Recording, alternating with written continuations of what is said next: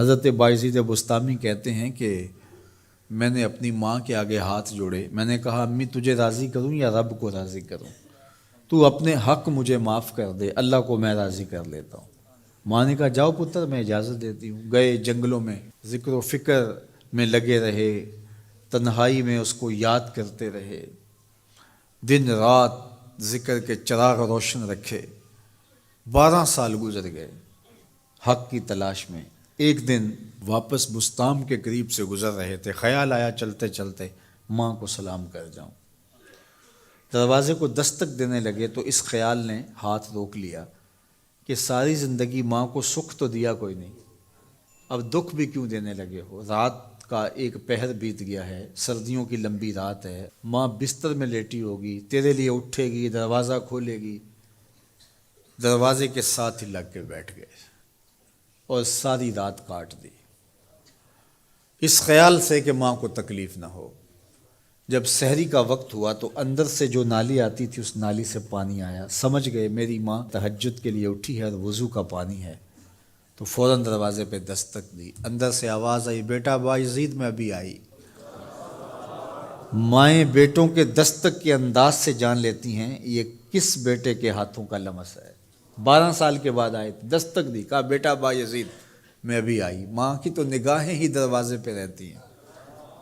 اللہ اکبر۔ کہتے ہیں کہ ماں نے دروازہ کھولا، 12 سال جنگلوں کی خاک چھانتے بیت گئی تھی، پراگندہ صورت، بکھرے ہوئے بال، پھٹے ہوئے کپڑے۔ میری ماں کی جب نگاہ میرے پہ پڑی تو اس کی چشمان سے موٹے موٹے آنسو ٹپکنے لگے، اور اس نے ایسے ہاتھ پھیلا کے کہا مالک میرا بیٹا بایزید تیری طلب میں نکلا تھا، تو نے ابھی تک اسے اپنا قرب نہیں دیا۔ حضرت بایزید بستامی کہتے ہیں 12 سال کی ریاستوں سے جو کچھ نہیں ملا تھا ماں کے اٹھے ہوئے ہاتھوں سے مل گیا۔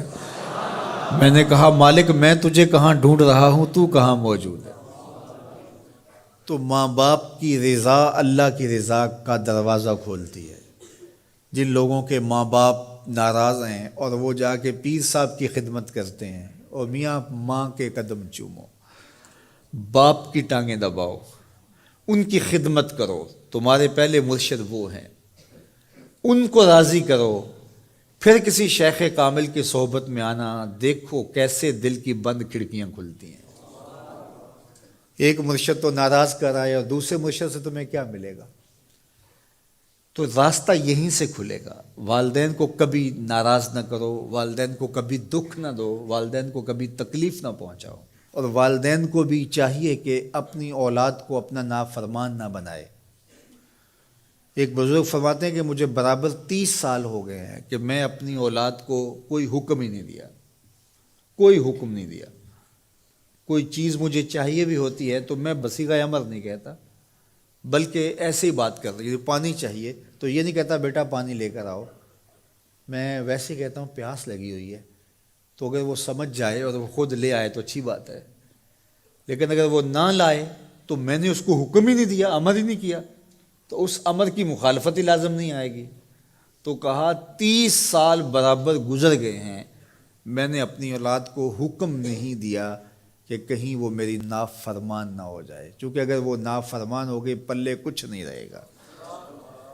جو اولاد ماں باپ کی نافرمان ہوتی ہے وہ ہوا میں بھی اڑیں، وہ چرخ پہ بھی جھولیں، وہ زمین پہ گرنے والی ہوتی ہیں، کبھی کامیاب نہیں ہو سکتی وہ اولادیں جو ماں باپ کی گستاخ، بے ادب اور نافرمان ہوتی ہیں۔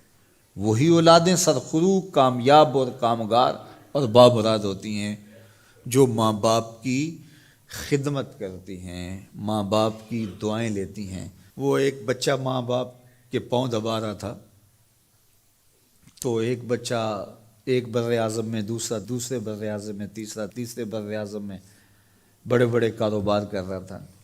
تو کوئی اس کا دوست ملنے آیا، اس نے کہا کہ اس نکمے کو بھی کہیں بھیج دو، فلاں جو ہے وہ یورپ میں ہے، فلاں امریکہ میں ہے، وہاں اتنی بڑی کمپنی اس نے کھولی ہوئی ہے، اس نکمے کو یہاں بٹھایا، اس کو بھیج دو، یہ تو نکمہ کسی کام کا نہیں۔ کہا یہ نکمہ ہی تو میرے کام آ رہا ہے، یہ نکمہ ہی تو میرے کام آ رہا ہے۔